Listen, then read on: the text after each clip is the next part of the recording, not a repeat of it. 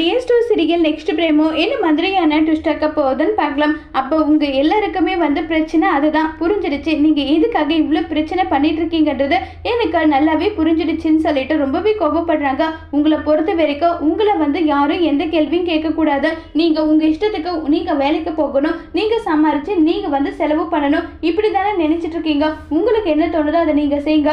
நான் எதுவும் யாருக்காகவும் என்னமும் கேட்க மாட்டேன். உங்களுக்கு என்ன தோணுதோ அதை பண்ணுங்க நல்லா சொல்லிட்டு ரொம்பவே கோபமா பாண்டியன் அங்கிருந்து போறாங்க. உடனே சரவணன் அப்பா நமக்காக எவ்வளவோ விஷயம் பண்ணிருக்காரு, அவரை போய் ஏன்டா இப்படி எல்லாம் நீங்க கஷ்டப்படுத்துறீங்க காயப்படுத்துறீங்கன்னு சொல்றாங்க. உடனே சரவணன் கிட்ட இது எல்லாமே உனக்கு புரியாது, புரிய வேண்டிய நேரத்துல உனக்கு புரியும், அப்ப நான் பாத்துக்கிறேன்னு சொல்லிட்டு அங்கிருந்து செந்திலும் அதே மாதிரி கிளம்பி போயிடுறாங்க.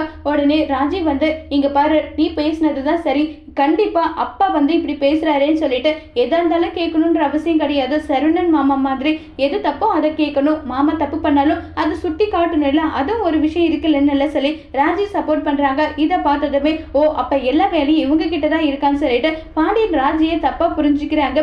இப்ப ராஜி கிட்ட ஒரு வேலை பாண்டியன் கேட்டா அதுக்கு நம்ம ராஜியோட பதில் என்னவா இருக்க போகுதுங்கிறத வரப்போற எபிசோட்ல வெயிட் பண்ணி பார்க்கலாம். தேங்க்யூ.